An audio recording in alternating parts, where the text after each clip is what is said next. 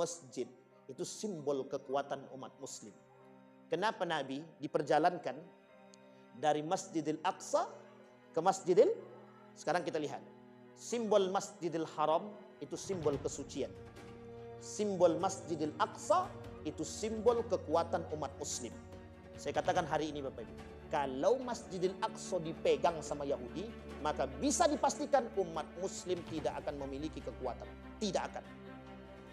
Kalau Masjidil Aqsa ini berhasil mereka taklukkan, Pak, jangankan Madinah, Mekah pun bisa ditaklukkan. Makanya kenapa di Palestina hari ini mereka kokoh mempertahankan itu. Bukan persoalan kewarganegaraan, Pak. Bukan. Tapi itu perang agama. Perang agama. Salah satu cara mereka untuk melemahkan umat muslim dengan ekonomi, cara mereka untuk mengambil Masjidil Aqsa. Sekarang terbukti perkataan mereka. Ketika Masjidil Aqsa diambil, umat muslim kalang kabut membuat fatwa sana sini, tidak berani melakukan pertempuran apapun dengan pertimbangan A, B, C, D dan lain sebagainya. Itu yang terjadi.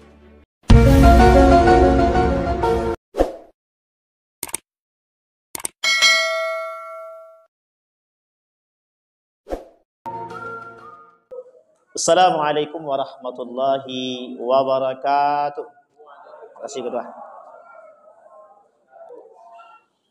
Alhamdulillahi rabbil alamin. Alhamdulillahilladzi an'ama bi ni'matil iman wal islam bihima tatimmus salihat. Asyhadu an la ilaha illallah wahdahu la syarika lah wa asyhadu anna Muhammadan abduhu wa rasuluh la nabiyya ba'd. Allahumma salli wa sallim wa barik ala hadzal nabiyil karim. Allahumma salli ala Muhammad wa ala ali Muhammad fil alamin innaka Hamidum Majid. Ya ayuhan nasu taqu rabbakum alladhi khalaqakum min nafsi wahidah wa khalaqa minha zawjaha wa batha minhuma rijalan katsiran wa nisaa wattaqullaha alladhi tasaaluna bihi wal arham innallaha kana 'alaikum raqibah.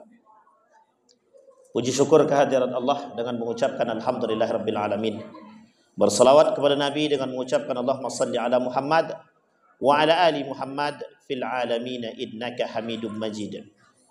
Bapak Ibu sekalian yang berbahagia, mudah-mudahan di malam hari ini Allah melimpahkan rahmat dan karunia-Nya kepada kita semua. Mudah-mudahan yang hadir husnul khatimah. Amin ya rabbal alamin. Baik Bapak Ibu sekalian yang berbahagia, bagaimana kabarnya Bapak Ibu? Sehat semua?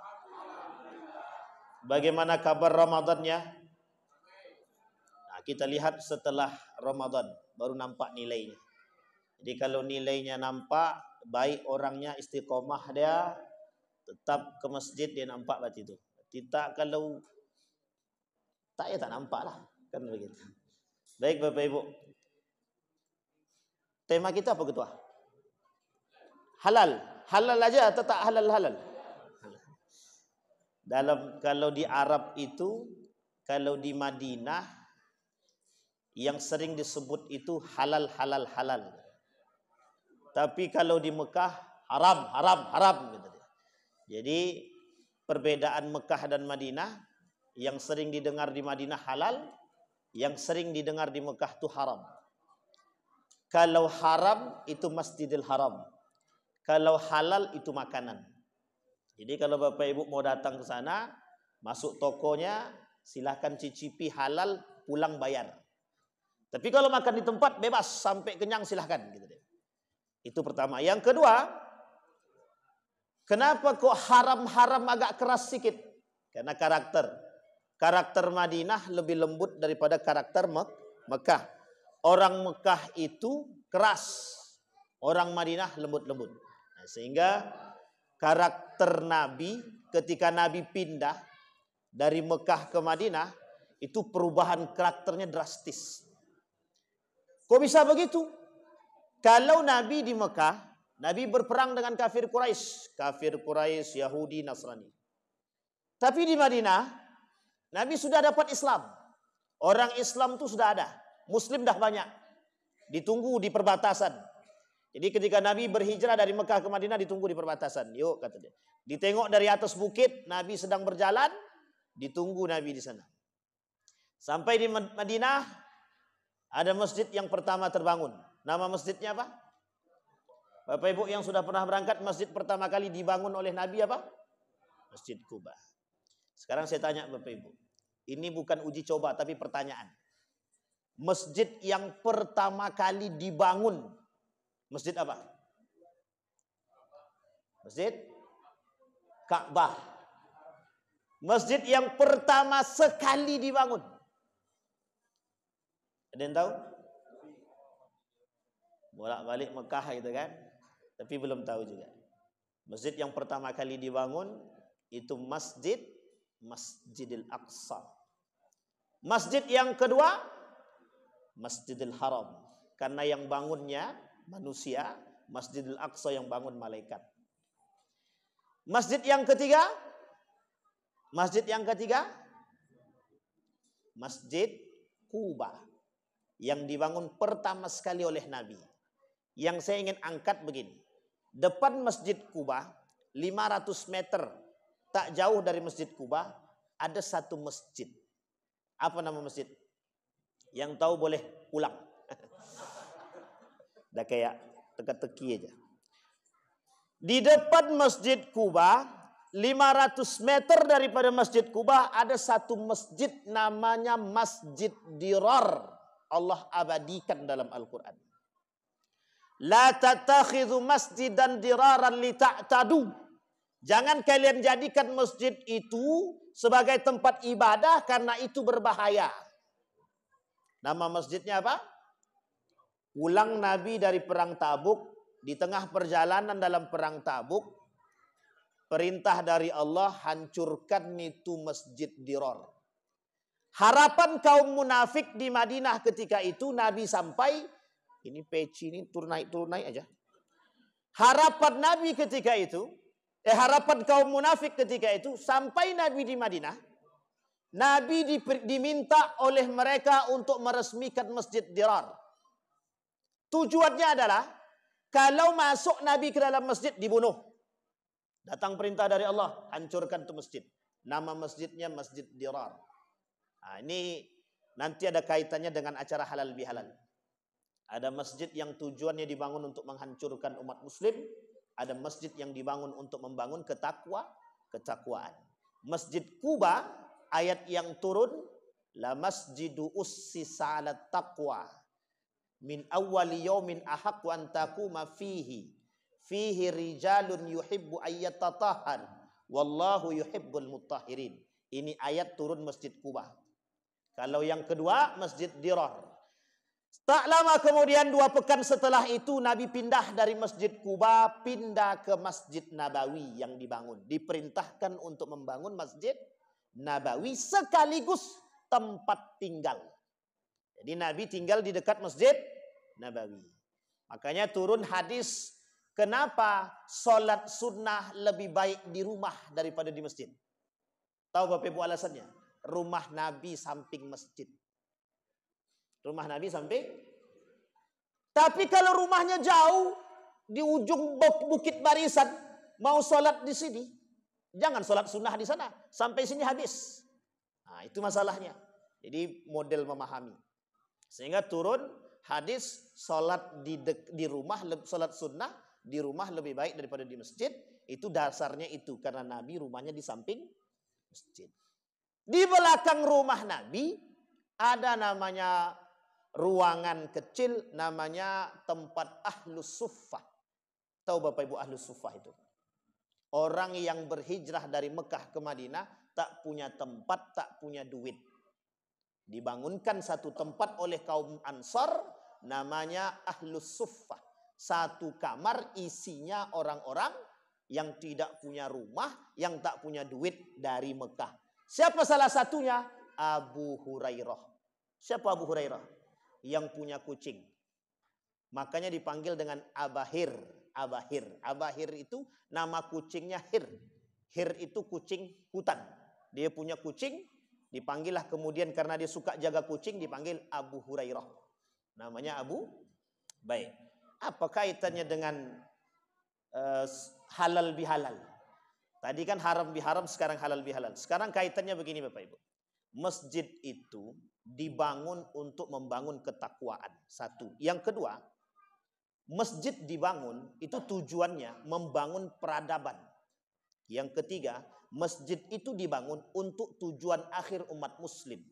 Karena tempat kembali terbaik umat muslim di akhir zaman cuma satu. Masjid. Sampai di sini bisa dipahami Bapak Ibu. Sekarang kita lihat apa aktivitas umat muslim dalam masjid. Salat, baca Quran, apa lagi? Bermuzakarah, majlis, dan lain sebagainya. Sekarang kita lihat, ada enggak simbol keakraban persatuan di dalam masjid? Ada enggak? Sawwatarasu wasuddul khalal. Sawustaqimu wa'tadilu. Sawu sufufakum. Fa inna taswiyatas sufufi min iqamatis salah. Hadis pertama.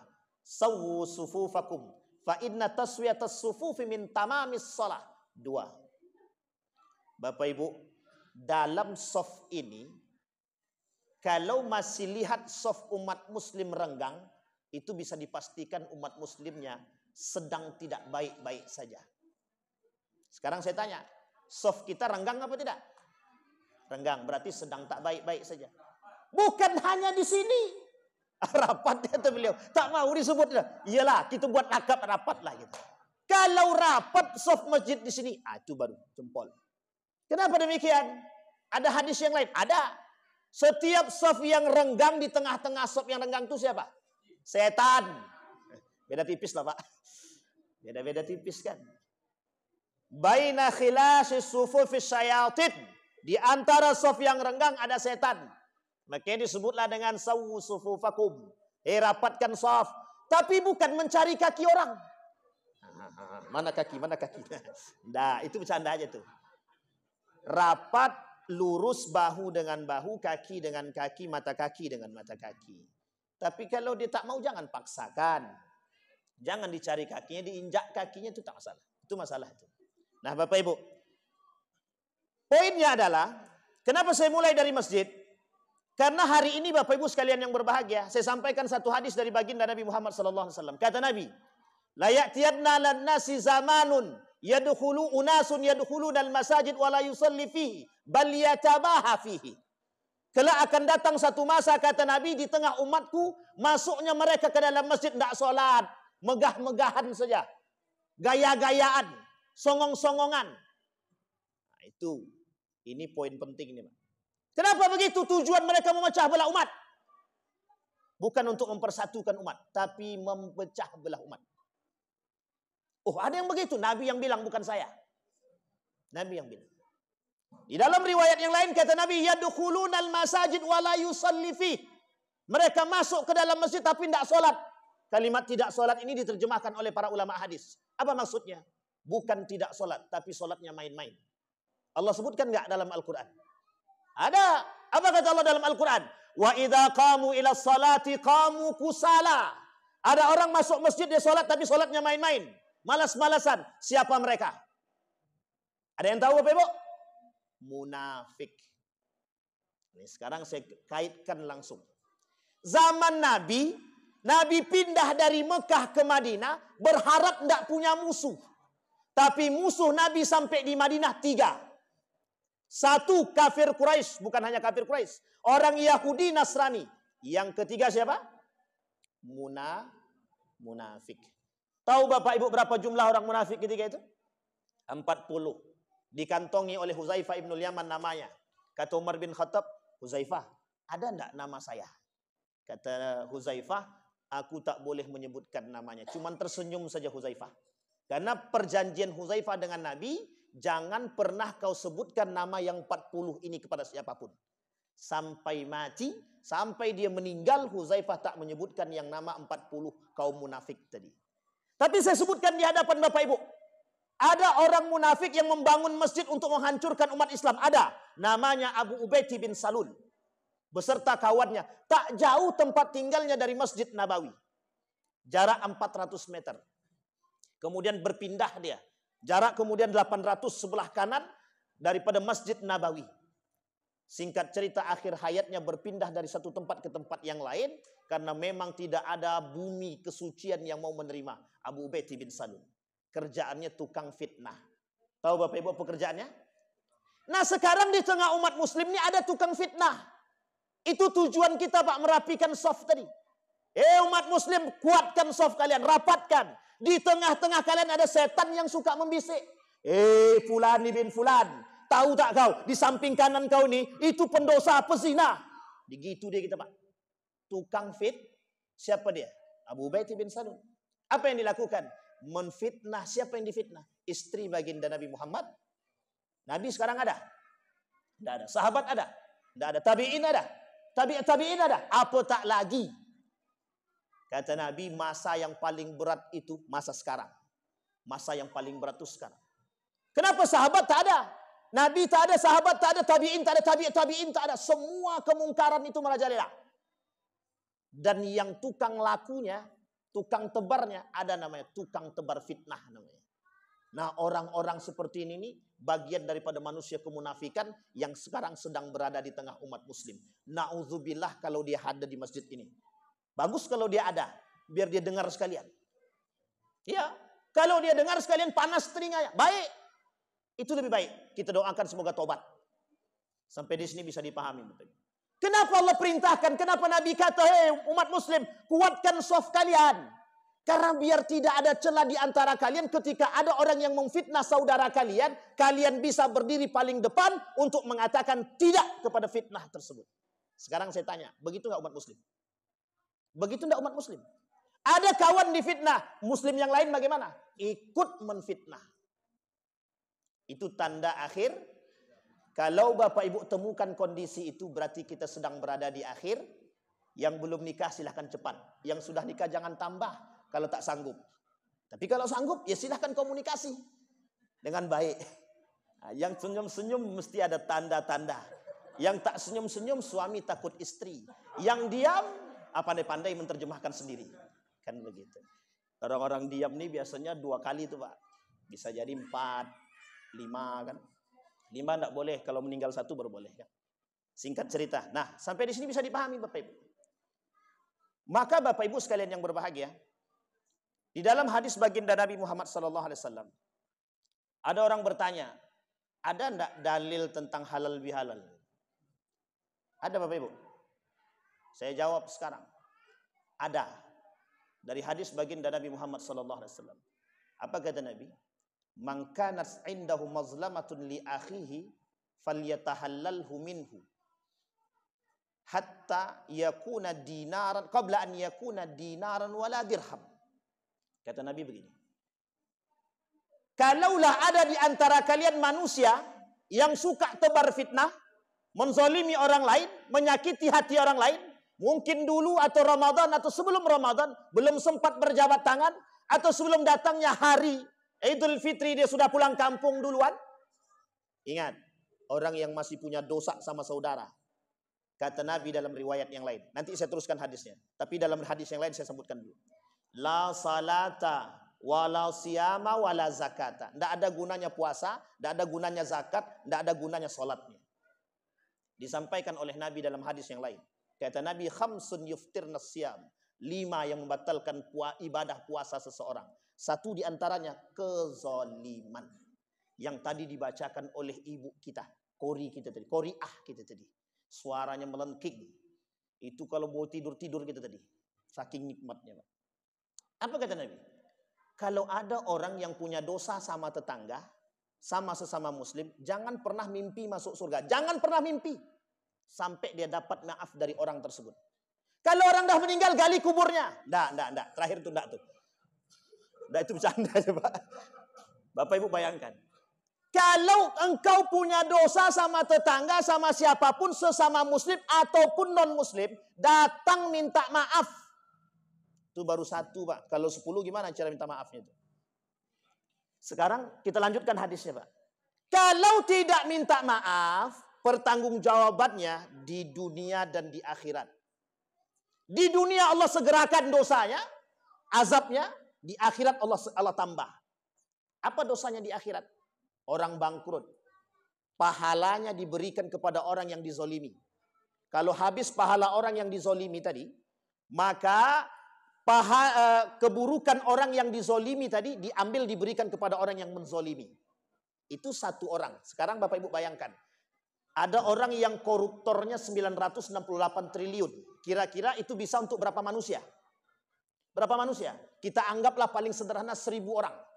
Sekarang pertanyaannya, orang yang korupsi sekian banyak tadi, itu sudah menzolimi 1.000 orang. Kira-kira pertanggungjawabannya adalah 1.000 orang, Pak. Apa kata 1.000 orang tadi? Ya Allah, itu hakku, sampai 1.000. Kira-kira ada enggak pahalanya sampai segitu? Sholat aja belum tentu diterima. Masih bisa menyakiti hati manusia. Ini tidak ada guna. Coba bayangkan. Kesederhanaan, satu perbuatan yang begitu remeh-temeh. Makanya kenapa Allah kata begini dalam Al-Quran. Membunuh satu manusia, faka'annama qatalan nasa jami'an, kata Nabi. Kata Allah, membunuh satu jiwa manusia, itu seperti membunuh semua umat manusia di muka bumi ini. Saking besarnya dosanya. Apalagi kalau orang yang suka fitnah. Fitnah itu bagian daripada dosa apa? Dosa besar. Imam Syamsuddin Az-Zahabi dalam kitabnya Al-Kabair mengatakan, salah satu di antara 76 dosa besar, satu di antaranya adalah tukang fitnah. Nah, sekarang saya tanya Bapak Ibu, banyak nggak tukang fitnah sekarang nih? Bermuka berapa? Lebih dari 2 ya Pak. Kata Nabi dalam riwayatnya, kata Nabi dalam hadis yang lain, ada manusia dzal wajhain, manusia bermuka 2. Kaum munafik, tukang tebar fitnah, itu manusia bermuka 2. Coba bayangkan. Saya tak mau katakan siapa dia. Pandai-pandai Bapak Ibu aja lah. Kalau ada orang seperti ini, hukum melawannya wajib. Kalau kita tahu ada manusia seperti ini, hukum melawannya wajib. Ada manusia yang datang dengan kebohongan terhadap orang lain, kita wajib membenarkan kebenaran atas orang yang dituduh. Wajib. Sekarang saya tanya Bapak Ibu, begitu enggak kita sekarang? Ada orang difitnah sekarang. Berani enggak kita mengatakan kebenaran atas tuduhan fitnah tersebut? Yang berani beriman. Yang tak berani, agak kurang iman sedikit. Kenapa begitu? Itu yang terjadi sekarang. Maka halal bihalal itu pentingnya apa tak penting? Memperkuat, Pak. Saya ingin katakan Bapak Ibu, saya bukan ingin menakut-nakuti. Bukan.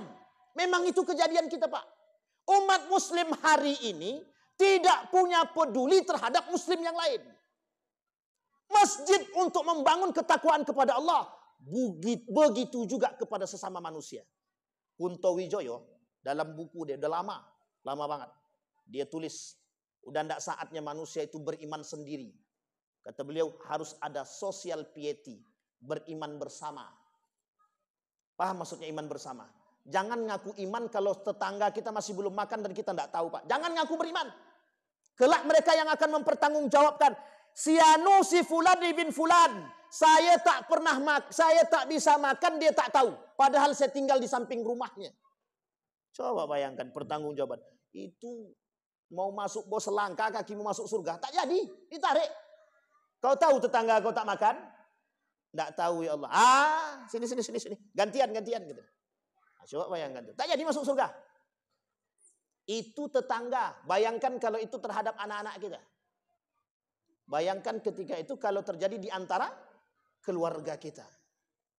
Uniknya Pak, ada orang baik dengan orang lain, tak baik dengan tetangga. Tak baik dengan keluarga. Ada begitu?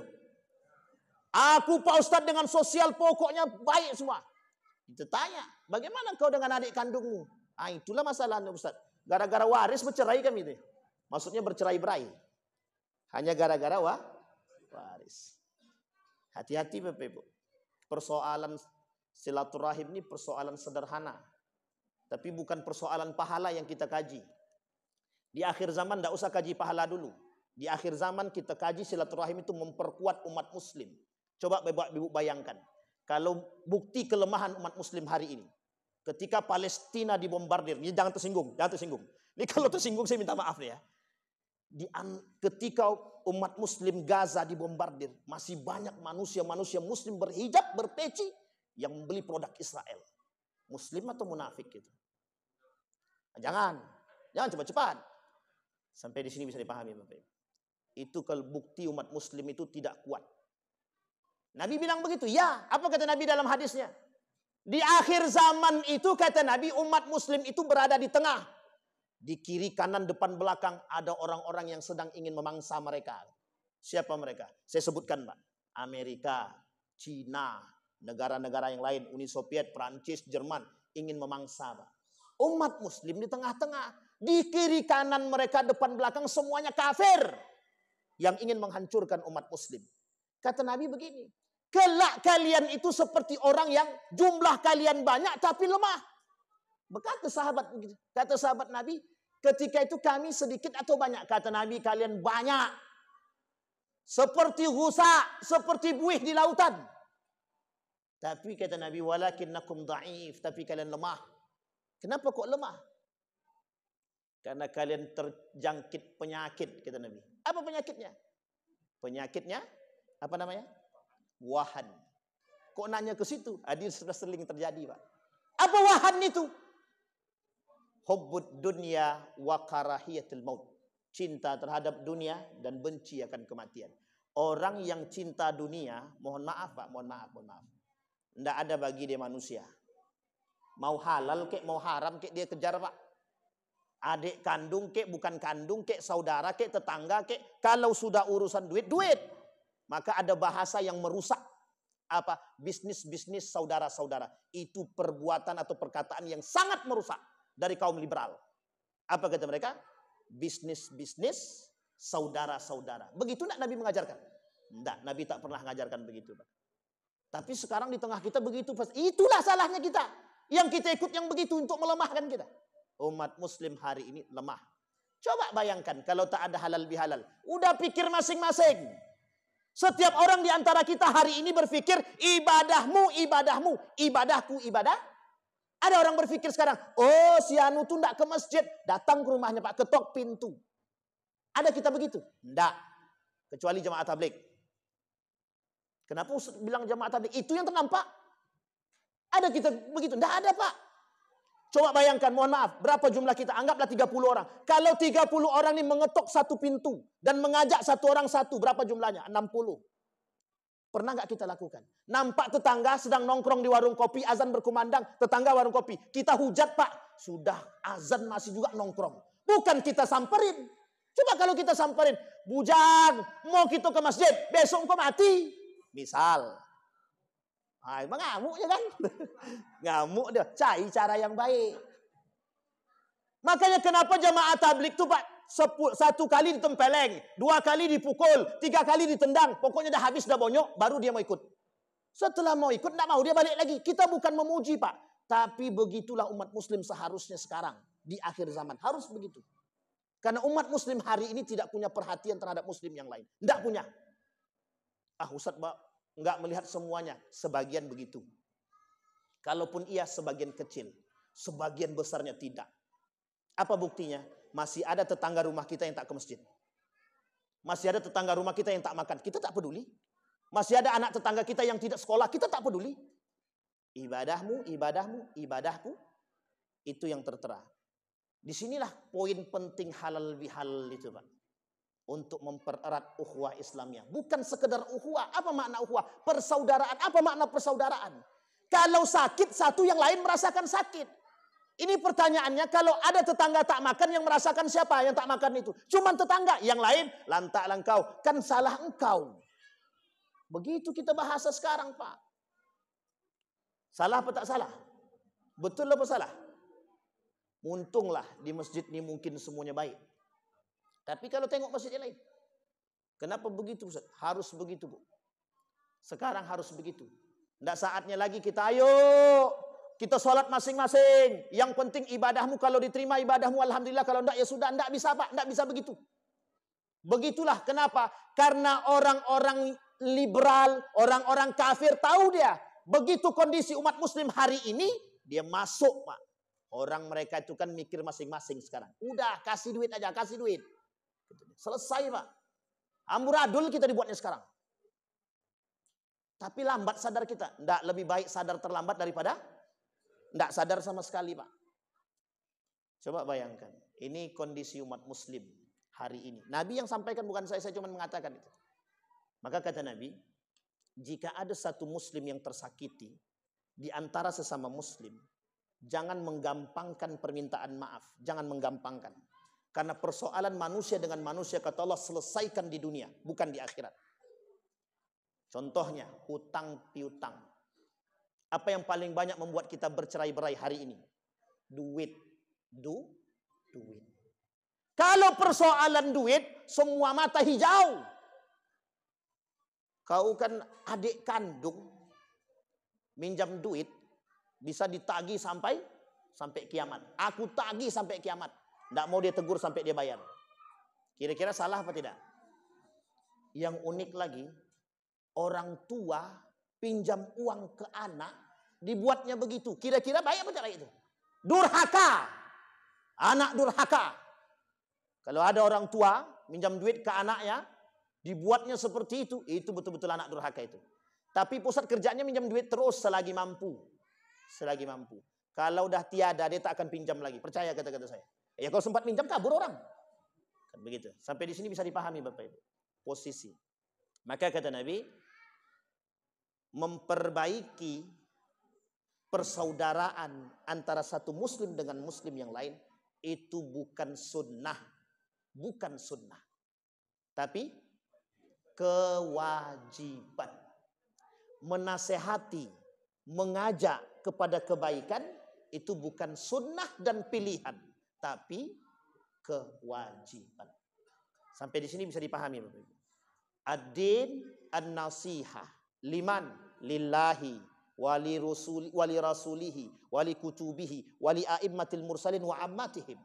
Kata Nabi, agama itu nasihat untuk siapa? Untuk Allah, untuk Rasulnya, untuk kitabnya, untuk semua umat muslim. Jadi jangan Bapak kira mengajak orang ke masjid itu urusan ustadz. Salah itu Pak. Urusan kita bersama. Jangan Bapak kira memberikan nasihat kepada yang salah itu urusan ustadz. Salah. Urusan kita semua yang mengerti akan kebenaran. Yang sekarang terjadi, kemungkaran merajalela, kesalahan bertebar di mana-mana, perzinahan bebas. Kenapa? Karena diamnya orang-orang yang mengerti dan ketakutan orang-orang yang benar. Kami tak berani Ustaz menyalahkan dia. Bisa jadi kami salah. Itu dia Pak. Itu yang terjadi sekarang. Padahal kita tahu kebenaran. Kenapa lisan kita tak sanggup? Takut dia marah. Nanti kalau dia marah terputus silaturahim kami. Lebih baik mana? Lebih baik terputus silaturahim atau lebih baik kebenaran kita sampaikan? Dampaknya daripada kebenaran yang tidak kita sampaikan, kemungkaran merajalela, kesalahan begitu terus menerus. Akhirnya apa? Karena kita mempertimbangkan silaturahim. Yang baik yang mana? Berbicara dengan cara yang baik sehingga dia tidak sakit hati. Kita bisa meluruskan yang salah. Itu yang paling baik Pak. Jangan seperti perbuatan yang telah terjadi. Apa yang diinginkan oleh kaum Yahudi atas umat muslim? Satu Pak yang diinginkan oleh kaum Yahudi terhadap umat muslim. Satu saja. Hancurnya umat muslim. Ini yang diinginkan dia hari ini begitu Pak. Makanya kenapa Yahudi hari ini tertawa, bangga dia, senang dia Pak. Umat muslim dah hancur. Satu, fatwa internasional keluar, ada negara yang lain tak setuju dengan fatwa jihad. Oke, itu perdebatan setiap negara boleh, tak ada masalah. Bukan melemahkan semangat jihad. Yang terjadi melemahkan semangat jihad. Nah, ini karena umat muslim. Maka Bapak Ibu sekalian yang berbahagia, masjid itu simbol kekuatan umat muslim. Kenapa Nabi diperjalankan dari Masjidil Aqsa ke sekarang kita lihat. Simbol Masjidil Haram itu simbol kesucian. Simbol Masjidil Aqsa itu simbol kekuatan umat muslim. Saya katakan hari ini Bapak Ibu, kalau Masjidil Aqsa dipegang sama Yahudi, maka bisa dipastikan umat muslim tidak akan memiliki kekuatan. Tidak akan. Bisa dipahami sampai di sini Bapak Ibu? Ustaz kok serius betul lah ceramahnya. Tapi kan halal bihalal. Ya kita anggap momen halal bihalal ini dengan serius dan begitulah pokoknya. Kalau Masjidil Aqsa ini berhasil mereka taklukkan Pak. Jangankan Madinah, Mekah pun bisa ditaklukkan. Makanya kenapa di Palestina hari ini mereka kokoh mempertahankan itu. Bukan persoalan kewarganegaraan, Pak. Bukan. Tapi itu perang agama. Perang agama. Salah satu cara mereka untuk melemahkan umat muslim dengan ekonomi, cara mereka untuk mengambil Masjidil Aqsa. Sekarang terbukti perkataan mereka. Ketika Masjidil Aqsa diambil, umat muslim kalang kabut membuat fatwa sana sini, tidak berani melakukan pertempuran apapun dengan pertimbangan A, B, C, D dan lain sebagainya. Itu yang terjadi. Uniknya, di tengah umat muslim yang mengakui saling mencintai antara satu dengan yang lain. Apa Allah? Nabi kata dalam hadisnya, la yu'minu ahadukum hatta yuhibba li akhihi ma yuhibbu li nafsihi. Tidak beriman seseorang, kata Nabi, jangan katakan engkau beriman ketika engkau tidak mencintai saudaramu sendiri. Bukan saudara kandung, saudara seiman. Apa kata Nabi dalam hadis yang lain? Al mar'u ala dini khalilihi falyanzur ala man yukhallil. Kata Nabi, seseorang itu bersahabat, seorang itu tergantung pada agama kawannya, Pak. Kalau kuat agama kawannya, maka kuat orang yang tadi ikut, Pak. Kalau tak kuat agamanya, dia yang terjerumus, Pak. Sekarang saya sampaikan satu fakta. Seorang pemuda sekolah di salah satu sekolah yang mohon maaf, notabene bukan sekolah Islam. Dan kawan-kawannya di situ semua. 3 bulan kemudian, dia bilang sama orang tuanya, pamit. Dikira orang tuanya pamit keluar rumah untuk ngekos. Pamit keluar agama. Pamit pindah agama. Apapun akan dilakukan oleh mereka untuk merubah agama kita. Sampai di sini bisa dipahami Bapak Ibu. Nah, ini agak sedikit serius memang. Dari mana kita mulai? Halal bihalal. Makanya halal bihalal itu bukan tradisi yang rendah, tapi tradisi yang penting. Karena banyak di antara orang yang melaksanakan ibadah puasa, la siyamalah, tidak ada tujuan puasa sama sekali, Allah tak mau terima, Pak. Kenapa? Ada kezaliman antara satu dengan yang lain. Yang disebutkan dalam hadisnya, khamsun yaftirna siyam. Ada 5 yang membatalkan ibadah puasa dia. Satu di antaranya kezaliman. Maka kenapa para sahabat Nabi, sebelum datang bulan suci Ramadan, ada satu kebiasaan yang mereka lakukan. Apa kebiasaan yang mereka lakukan? Selain daripada berzikir, baca Quran. Datang ke tempat satu dengan yang lain dan saling bersilaturahim hanya untuk menggugurkan dosa dan membangun kekerabatan antara satu dengan yang lain. Kita begitulah. Makanya ada kalimat, mohon maaf lahir batin. Tidak usah diperdebatkan, Pak. Tidak usah diperdebatkan. Tujuannya sama, Pak. Mohon maaf lahir dan batin. Kalau ada salah minta maaf. Tapi yang ikhlas mintanya. Minta maaf ya, besok buat lagi. Nah itu enggak tuh namanya itu. Udah dibuatnya dosa, minta maaf, dia besok buat lagi. Akan kemarin tinggal minta maaf aja nanti gitu deh. Hari ini aku buat dosa, besok aku minta maaf aja lagi, selesai gitu deh. Dikiranya gampang. Dikiranya gampang. Memang minta maaf tuh gampang. Pertanyaannya Allah terima enggak? Orang yang punya tujuan seperti itu enggak. Enggak Allah terima. Tidak Allah terima. Kembali kepada poin kita. Nah sekarang Bapak Ibu, apa dampak daripada bersilaturahim antara satu dengan yang lain? Dampak. Dari segi hadisnya jelas. Satu, orang yang rajin bersilaturahim. Satu, apa satu Pak? Menambah rezeki. Yang kedua, menambah persaudaraan. Yang ketiga, menambah keakraban. Yang keempat, memperpanjang umur. Umur di sini artinya berkah. Bukan umur panjang yang tadinya 70 jadi 80. Bukan, tapi menambah keberkahan umur. Sekarang saya kaji dari sisi yang lain. Ini dari sisi hadis baginda Nabi Muhammad SAW. Saya kaji dari satu ayat di dalam Al-Quran. Kenapa bersilaturahim itu menjadi puncak kekuatan umat muslim? Kenapa? Karena ada satu hadis dari baginda Nabi Muhammad SAW. Kata Nabi, umat muslim satu dengan yang lain bersaudara. Satu. Hadis yang kedua. Kalau umat muslim satu sakit, maka yang lain harus merasakan ini contoh orang yang beriman. Sekarang kita aplikasikan dalam kehidupan dalam skala yang lebih besar. Apa itu? Kita perhatikan baik-baik Bapak Ibu. Umat muslim hari ini begitu senang melihat saudaranya sakit hati. Misal, saya punya rasa sakit hati kepada Abang Babur. Karena saya punya kawan saya ikutkan begini. Iyalah kalau begitu. Saya benci dia, kawan saya ikut benci atau tidak? Ikut benci. Sekarang kita balik. Babur benci ke saya, kira-kira kawan dia benci enggak? Benci enggak sama saya? Benci. Sekarang apa yang akan kita lakukan? Apa yang akan dilakukan oleh orang berdua ini, Pak? Saling menebar kebencian. Kapan Bapak Ibu bisa lihat ini? Ketika pilkada kemarin. Manusia saling menebar kebencian antara satu dengan yang lain. Apa tujuannya? Menjatuhkan reputasi satu dengan yang lain. Pertanyaannya adalah, di mana orang-orang beriman? Di mana? Tidak ada, Pak. Tidak ada. Orang beriman diam. Satu. Yang kedua, bagaimana posisi umat muslim dalam silaturahim dalam skala yang besar? Ini yang akan kita bangun, Pak. Yang harus kita bangun. Sekarang saya kasih tahu Bapak Ibu. Kita, Indonesia, sedang berada dalam darurat yang besar. Bukan kecil. Ini tidak ada kaitannya dengan tagline Indonesia darurat ya. Tidak ada kaitannya. Tapi itu dia ada dua. Ada Indonesia gelap, ada Indonesia darurat. Tapi saya tak kait-kaitkan dua-duanya.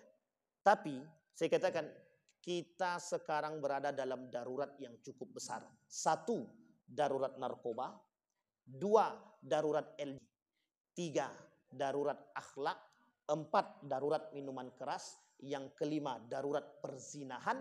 Yang keenam, darurat judi online. Sampai di sini bisa dipahami Bapak Ibu. Ada berapa darurat tadi kita?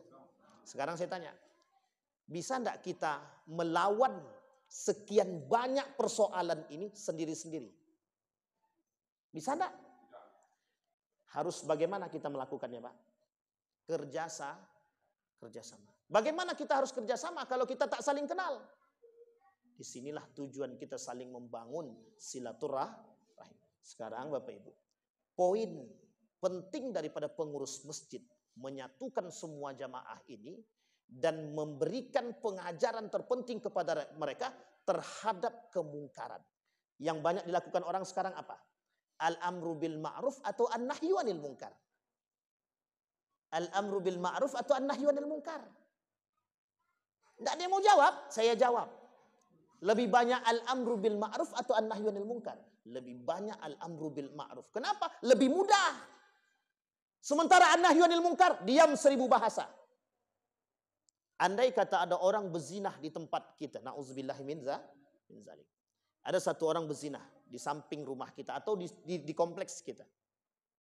Orang berpikiran sekarang, dosa-dosa dia, yang penting aku tidak punya dosa. Sekarang saya tanya, betul enggak konsep itu? Salah. Satu kampung dilaknat oleh Allah, satu kampung diazab oleh Allah. Sekalipun ada ustadz di situ. Sekalipun ada penghafal Quran di situ. Itu kurangnya silaturahim. Maka apa yang harus kita lakukan? Kerjasama. Saling bahu-membahu antara satu dengan yang lain. Gerebek dia, tapi jangan diadili secara brutal. Itu tidak baik. Kira-kira kalau satu kampung tahu akan perbuatan maksiat yang dia lakukan, besok kira-kira ada tak yang mau buat lagi? Tidak mau, Pak. Tapi sekarang kan tak begitu. Ada orang melakukan kemungkaran di depan kita, Pak, minum khamar di depan kita tak berani, Pak. Ada orang berantem di depan kita foto, kita masukkan ke Facebook. Ini lihat kondisi hari ini, sedang berantem di tengah jalan. Kita diam, kita biarkan orang berantem kok. Orang berzinah tengah jalan. Ada anak gadis orang, dibawa dengan laki-laki yang lain, mesti kita tak berani menegur dia. Kalian dah nikah atau belum? Dengan alasan privasi. Itulah gaya kaum liberal hari ini. Padahal itu kemungkaran atau tidak? Sekarang saya tanya Bapak Ibu, kalau ada anak gadis Bapak Ibu dibawa laki-laki lain yang belum menikahi dia, halal apa haram itu? Sampai di sini paham? Itu kemungkaran yang nyata, Pak. Itu zina, Pak. Meskipun tidak berhubungan badan, tapi itu zina. Kata Nabi, kelak di akhir zaman akan kalian lihat, la taqum as-sa'ah hatta tara an-nikahu fit tariq. Tidak akan terjadi hari kiamat, kata Nabi, sampai kalian akan melihat perzinahan di tengah jalan. Salah satu bentuknya itu. Yang kedua, kata Nabi, kelak di akhir zaman itu, kata Nabi, ishtahara riba. Tadi saya sampaikan darurat riba, darurat zina, darurat khamar. Uniknya, Pak, Sekarang itu, ini saya kasih tahu Pak, mumpung nih Bapak Ibu semua ada di komplek kita satu jalan Pak. Saya juga tinggal di Bukit Barisan. Ada salah satu swalayan terbesar di sini. Itu jual minuman khamar terang-terangan Pak. Terang-terangan. Saya WA Pak ke Majelis Ulama Indonesia, enggak dijawab. Enggak dijawab. Itu kalau buktinya kalau kita sendiri kuat enggak? Enggak kuat. Tapi coba kalau kita rame-rame. Ada swalayan yang jual minuman khamar terang-terangan. Kita datang semua, mohon maaf, kita demo di situ. Kira-kira mau enggak besok dia jual lagi? Paling tidak kalau dia mau jual pasti sembunyi-sembunyi Pak. Itu yang terjadi. Sekarang darurat LG. Awal Ramadan atau sebelum masuk bulan suci Ramadan, banyak orang yang nelpon kami Pak. Ustaz, gimana anak kami terjangkit penyakit LG Ustaz. Ada yang nelpon istrinya. Ustaz, suami saya ini LG Ustaz. Ada yang sudah punya anak dan lain sebagainya. Pertanyaannya Pak, kalau sendiri-sendiri kuat enggak? Enggak Pak. Butuh siapa? Maka setiap orang punya peran. Membangun setiap elemen dengan satu dengan yang lain untuk membangun Pak kekuatan. Umat muslim kuat kalau bersama. Kalau sendiri lemah. Sama kayak sapu lidi. Satu tidak bisa membersihkan Pak. Tapi kalau rame-rame banyak lidinya bersih enggak? Ya tergantung Pak. Kalau tak diayun tak juga bersih Pak. Sampai di sini paham maksud saya Pak? Sama Pak, umat muslim begitu. Maka silaturahim jangan pernah bukan hanya persoalan rezeki, keberkahan, bukan hanya persoalan itu memang.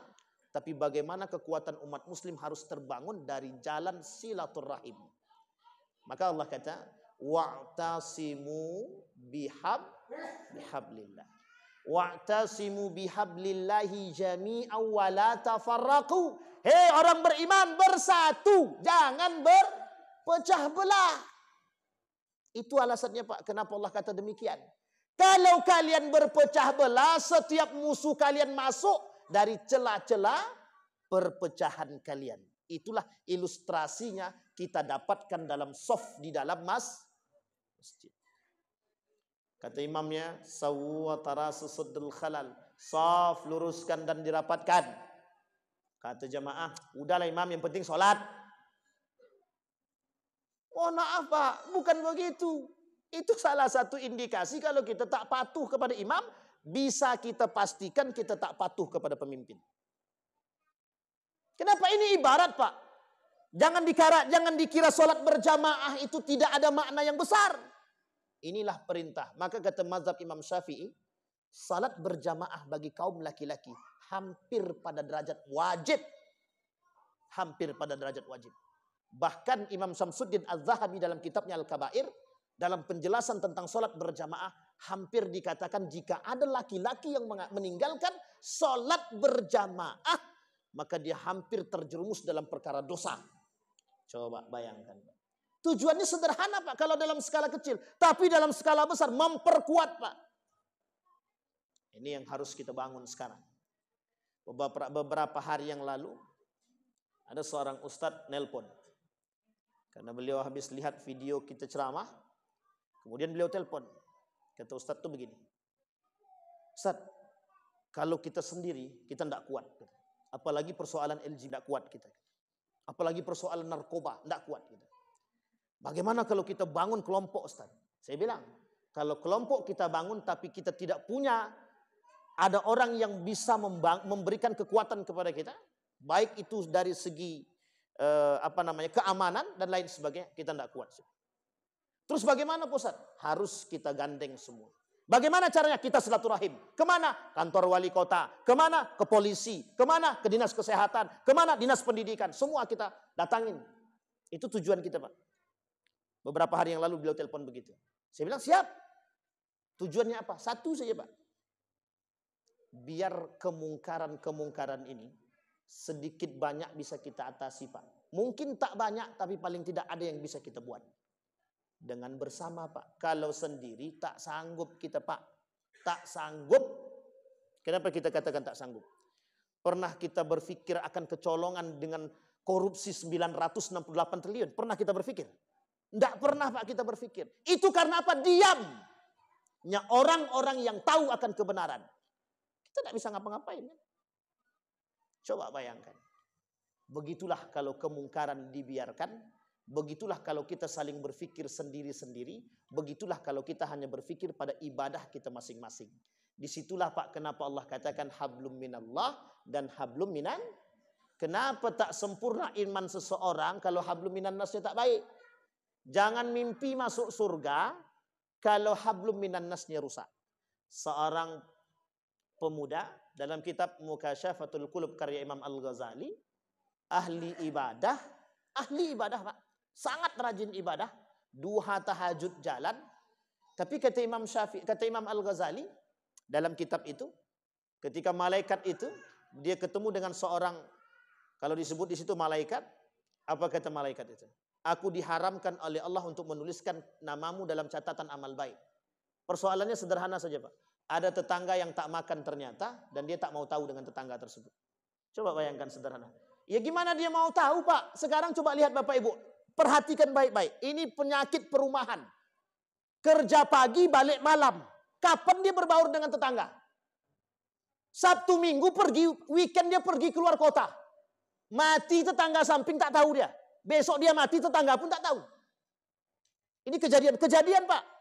Ini kejadian saya sampaikan. Salah satu kejadian nyata di Singapura, salah satu apartemen. Seorang ayah meninggal sudah 4 hari. Jenazahnya baru ditemukan ketika sudah busuk. Yang menemukan itu perawat. Anaknya tidak ada di situ Pak. Yang menemukan perawat. Keluarlah setelah itu kebijakan oleh pemerintah Singapura. Setiap apartemen tidak boleh dikunci. Tahu alasannya apa? Karena ada ditemukan mayat di apartemen tersebut. Tidak boleh dikunci. Jadi ketika perawat masuk atau ada kebersihan apartemen datang, bisa melihat dan bisa mencium. Coba bayangkan. Itu kejadian Pak, kejadian. Sekarang begitu Pak. Penyakit perumahan begitu. Karena saking sibuknya, ya tidak semua perumahan. Betul, memang tidak semua perumahan. Tapi ada yang seperti itu. Pergi pagi, balik dah malam. Tidak pernah keluar rumah. Hari weekend, kabur Pak. Pergi, keliling, keluar kota. Terserahlah mau kemana, healing, terserahlah. Akhirnya apa? Dengan kondisi dunia, kita tak lagi membangun silaturahim antara satu dengan yang lain. Uniknya, kita tidak kenal dengan tetangga sendiri. Tidak kenal dengan tetangga sendiri. Siapa yang tinggal sama Pak, apa kenal yang tinggal di samping rumah apa? Siapa namanya? Malah bertanya. Kenapa? Karena kita tak pernah bersilatur. Besok kira-kira kalau kita mati ada orang tahu. Itu masalah Pak. Sampai-sampai muncul di benak masyarakat itu lantaknya mati-mati aja situ. Tak usah kita kuburkan lagi gitu. Ah, kan begitu. Itu karena muncul gara-gara sakit hati masyarakat karena tak pernah nampak. Nah, ini masalah Pak. Karena lemahnya silaturahim antara satu dengan yang lain. Itu terjadi Pak. Dalam cerita yang sama, seorang ulama dari Damaskus bermimpi bertemu dengan baginda Nabi Muhammad SAW. Apa kata Nabi dalam mimpi tersebut kepada ulama tersebut? Pergi engkau ke Mekah, katakan kepada pemuda tersebut bahwa dia ahli surga. Singkat cerita, mimpilah 3 kali berturut-turut. Ada yang mengatakan dalam riwayat itu 3 kali, ada yang mengatakan 5 kali. Sampai di Mekah, bertemu dengan ulama Mekah. Kata ulama Mekah, ngapain engkau ke sini? Aku bermimpi bertemu dengan Nabi untuk bertemu dengan pemuda Fulan bin Fulan. Diantar Pak ke kota tersebut, 30 menit dari kota Mekah. Sampai di tempat, orang-orang satu kampung kaget. Kenapa para alim ini, ulama ini mau bertemu dengan pemuda ini? Satu kampung tahu kalau pemuda ini peminum khamar dan pelaku maksiat. Atau bahasa lainnya fahish. Sampai ulama itu sendiri pun berpikir demikian. Kok bisa pemuda ini dikatakan oleh Nabi sebagai ahlul jannah? Sampai di situ Bapak Ibu. Ditanya, apa yang membuat engkau menjadi dikatakan oleh Nabi ahlul jannah? Satu saja yang dia buat Pak. Salat tidak dan lain sebagainya. Tapi ada satu yang dia buat. Ada yang satu ini buat. Gaji dia seorang buruh. Dia seorang buruh. Gaji dia bagi 2. Satu untuk fakir miskin yang ada di samping. Ada janda dan ada anak yatim. Setengah daripada gaji, anggap 2 juta. 1 jutanya untuk tetangga yang tadi sudah mati suaminya. Yang setengahnya lagi untuk diri dia. Tak pernah ada yang tahu kebaikan itu. Cuman itu yang dia sampaikan. Menangis ulama tadi, dibawalah pemuda yang penuh dengan kemaksiatan tadi ke Masjidil Haram. Disuruh melaksanakan sholat 2 rakaat. Di akhir sujudnya tidak bangun lagi. Kira-kira itu kehendak siapa? Allah atau bukan? Coba bayangkan. Banyak ibadah belum tentu kita masuk surga. Kenapa? Tergantung hubungan dia dengan manusia seperti apa. Bayangkan kalimatnya dalam hadis Nabi sederhana. Kenapa ada seorang, mohon maaf bahasanya agak keras. Kenapa seorang pelacur bisa masuk surga? Hanya gara-gara memberikan minum anjing yang ini bukan persoalan. Berarti kami kasih anjing minum kemudian kami masuk surga. Bukan itu. Artinya pahala itu dipertimbangkan atau tidak sama Allah. Imam Hasan Al-Basri ketika sedang menulis, selesai menulis dia minum. Tak sengaja menetes air ke pulpen atau ke tempat alat tulisnya. Singkat cerita, ketika hendak diambil, hendak digerakkan tangan nih, pensilnya ada di tangan, ada lalat minum air itu, Pak. Ini cerita Imam Hasan Al-Basri. Ada lalat minum, seekor lalat yang minum di situ. Uniknya, Imam Hasan Al-Basri sadar dan tidak menggerakkan tangannya. Takut lalat ini minum terganggu. Malam harinya dia bermimpi. Bertemu dengan orang yang berjubah putih. Apa kata dia? Apakah engkau berpikir semua amal ibadahmu diterima? Coba engkau pikirkan mana amal ibadahmu yang akan diterima. Disebutin satu-satu, Pak. Tidak diterima, tidak diterima, tidak diterima. Dijawab sama jubah putih dalam mimpinya, Pak. Cuman satu yang diterima. Yang lalat minum tadi, yang tangannya tidak menggerakkan, Pak. Bayangkan dengan sesama makhluk yang bukan manusia, kita dianjurkan berbuat baik, apalagi dengan manusia. Sampai di sini bisa dipahami, Bapak Ibu. Nah, ini dah panjang lebar nih, Bapak Ibu. Dah panjang kali lebar kali semualah pokoknya. Cukup, Bapak Ibu ya? Cukup kan? Nah, wajah dah kalau suram-suram sedikit lah. Baik, saya kira itu saja Bapak Ibu. Kesimpulan dari apa yang saya sampaikan, jangan remehkan silaturahim. Jangan remehkan. Mau Bapak Ibu bilang silaturahmi terserah. Jangan pernah remehkan silaturahim. Terlepas daripada ibadah, dia mendapatkan keberkahan, rezeki yang melimpah, persaudaraan yang terbangun. Yang paling penting bagi kita hari ini, membangun kekuatan umat muslim antara satu dengan yang lain. Yang pertama. Yang kedua, menghindari perbuatan-perbuatan tercelah antara satu muslim dengan muslim yang lain. Coba bayangkan, dalam perbuatan tipu daya, ketika satu muslim datang, misal, saya bersuuzon kepada kawan saya nih. Tapi dengan saya berdatang kepada dia, Bur, betul kau berzina? Babur bilang, aku tak berzina, Pak Ustaz. Kira-kira dapat titik terang apa tidak? Dari aspek silaturahim. Coba kalau kita tak mau silaturahim, saling suuzon antara satu dengan yang lain, yang terjadi apa? Umat muslim tidak akan pernah kuat sama sekali. Mudah-mudahan bermanfaat, mudah-mudahan bisa menambah keimanan kita, mudah-mudahan bisa semakin memperkuat persatuan kita antara satu muslim dengan muslim yang lain. Fa'tabiru ya ulil absar la'allakum tuflihun. Kita berdoa kepada Allah. A'udzu billahi minasy syaithanir rajim. Bismillahirrahmanirrahim. Alhamdulillahi rabbil alamin. Hamdas syakirin hamdan na'imin. Hamdan yuwafi ni'amahu wa yukafi'u mazidah. Ya Rabbana lakal hamdu kama yanbaghi li jalali wajhikal karim wa 'azimi sultanik. Allahumma salli ala Muhammad wa ala ali Muhammad fil alamin innaka Hamidum Majid. Allahumma ighfir lana dhunubana wa dhunuba walidina warhamhuma kama rabbayana shighara. Allahumma ighfir lahum warhamhum wa'afihim wa'fu anhum wa akrim nuzulahum wa wasi' madkhalahum waj'alil jannata mathwahum. Allahumma arinal haqqa haqqa warzuqna ittiba'ah wa arinal batila batila warzuqna ijtinabah. Allahumma faqihna fid din wa 'allimna at-ta'wil.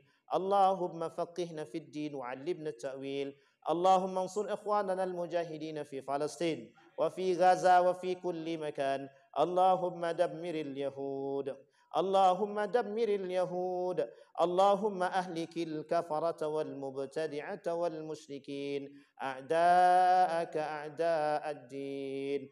Allahumma rabbana hab lana min azwajina wa dhurriyyatina qurrata a'yun waj'alna lil muttaqina imama. Rabbana hab lana minas salihin.